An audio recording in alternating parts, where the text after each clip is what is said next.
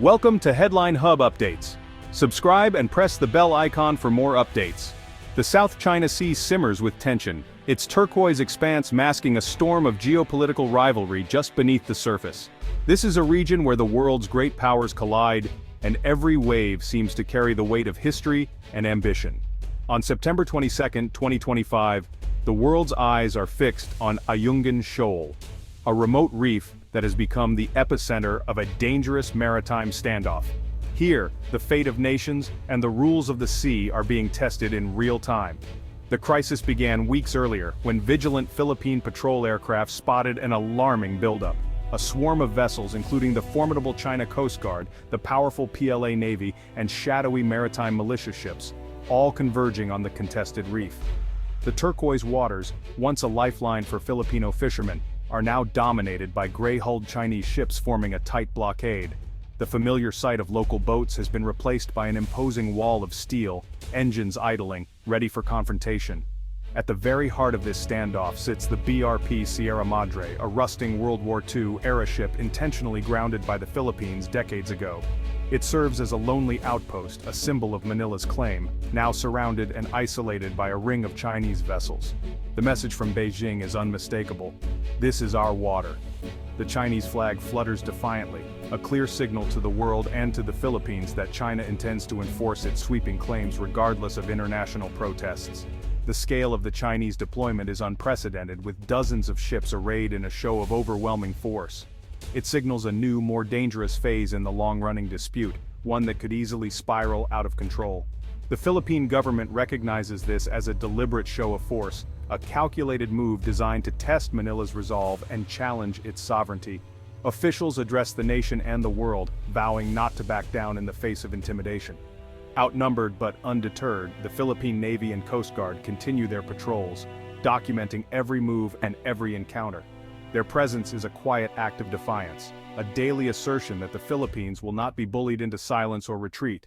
They assert their legal right to be there, citing international law and the 2016 arbitral ruling.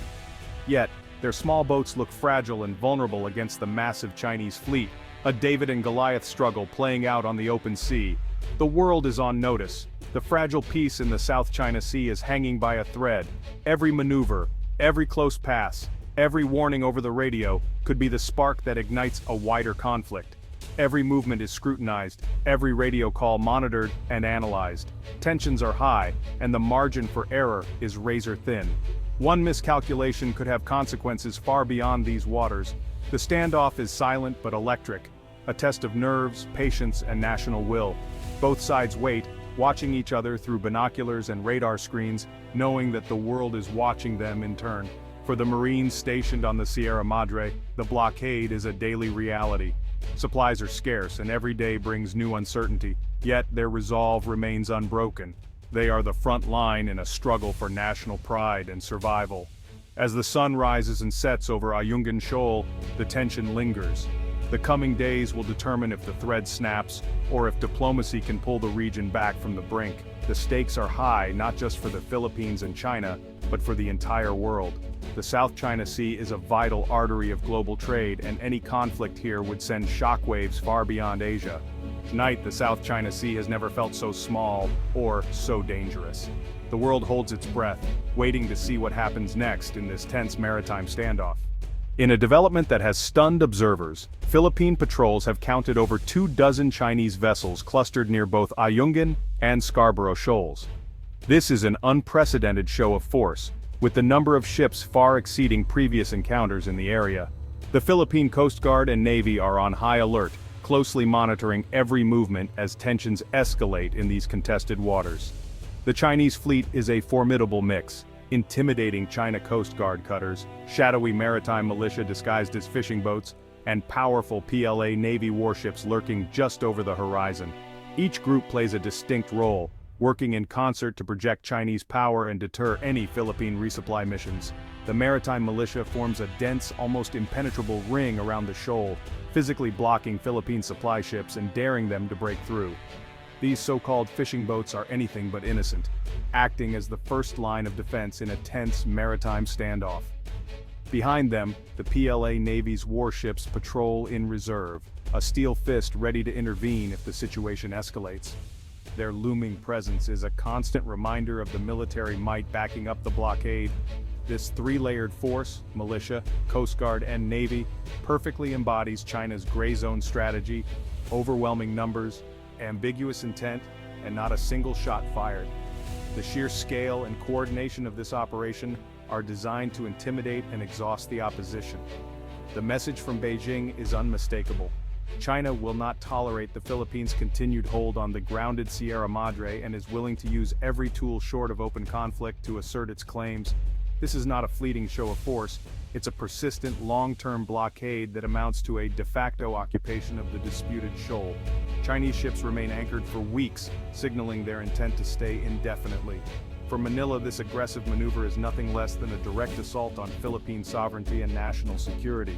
Filipino officials and military personnel watch with growing concern as their access to Ayungin is choked off.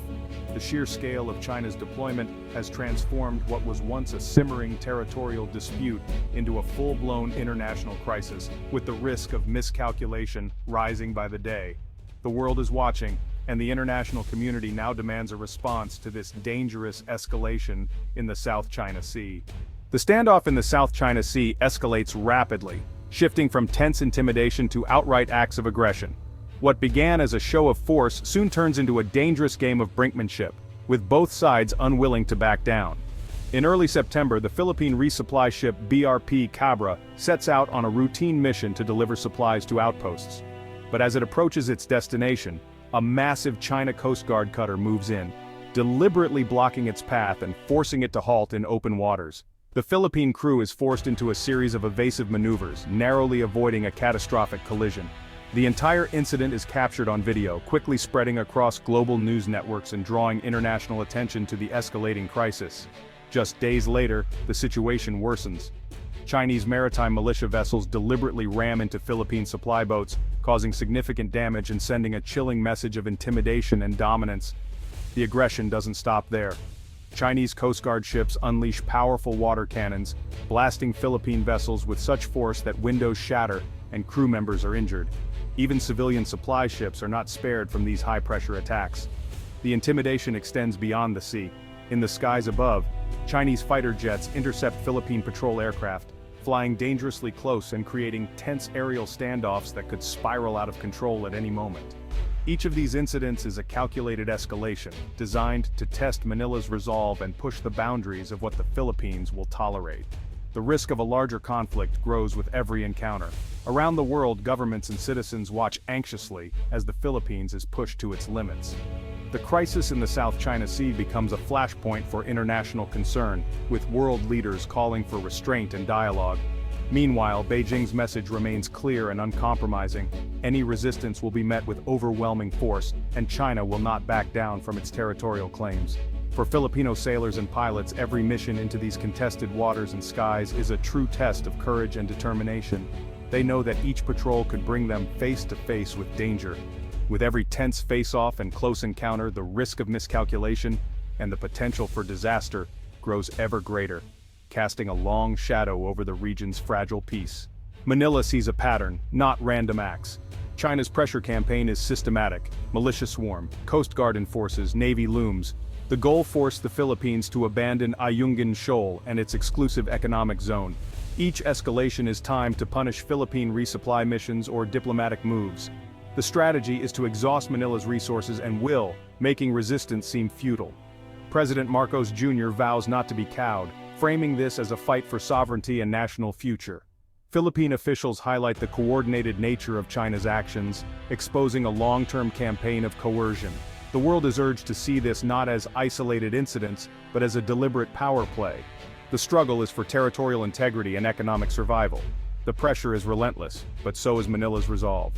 The Philippines' case rests on international law, specifically UNCLOS. Ayungin Shoal lies well within the Philippine EEZ, just 105 nautical miles from Palawan. The 2016 Hague Tribunal ruling invalidated China's sweeping 9-dash line and affirmed the Philippines' rights. The court declared China's actions illegal, but Beijing rejects the ruling, insisting on its own historical claims. For Manila, this is about more than a shoal. It's about defending a rules-based order. If powerful nations ignore binding rulings, global governance is at risk. The Philippines uses the ruling as a diplomatic weapon, rallying international support. China's refusal to comply is the heart of the conflict. The legal battle is ongoing, but the facts are clear. The world's rules are on trial in the South China Sea. Outmatched at sea, the Philippines turns to alliances and transparency. Joint military exercises with the US and partners like Australia, Japan, and India send a message of deterrence. Allied warships sail with Philippine vessels, challenging China's dominance. Manila's assertive transparency policy means every Chinese provocation is filmed and shared globally. High-quality footage of collisions and water cannon attacks shapes the international narrative. Defense officials call for collective resolve. President Marcos Jr. vows not to yield an inch. These moves rally global support and expose China's tactics. The Philippines turns weakness into diplomatic strength. The world is watching and responding. The crisis devastates ordinary Filipinos. Fishermen are driven from traditional grounds, harassed by Chinese ships, their livelihoods destroyed. Fish catches plummet, families go hungry, and coastal economies suffer. The blockade is economic strangulation, not just a sovereignty issue. Environmental damage is rampant. Coral reefs are destroyed by Chinese activities, threatening marine life and food security. The sea's biodiversity is sacrificed for power plays. For many, this is a daily fight for survival, not an abstract dispute. The injustice is personal and profound. The struggle is for heritage, food, and the future. China's gray zone tactics blur the line between peace and conflict. Militia boats masquerade as fishing vessels, blockading and intimidating under a civilian guise. Coast Guard ships enforce with ramming and water cannons, avoiding outright war. Aerial intimidation, lasers, and electronic jamming add to the pressure. Beijing denies everything, spinning disinformation through state media. The ambiguity paralyzes opponents and complicates any response. It's a masterclass in coercion without open conflict. The Ayungin Shoal crisis is a test for the global order. If China can ignore a binding ruling and impose its will, the precedent is dangerous worldwide. The South China Sea is vital. 1/3 of global shipping passes through, and its resources feed millions. China's actions threaten not just sovereignty but food and energy security for the region. The world's response will shape the future of international law. Manila stands firm, relying on alliances, law, and the courage of its people. The risk of wider conflict is real and rising. Enforcing international rules requires collective action and resolve. The outcome here may decide the fate of regional security. The world's eyes remain fixed on these contested waters.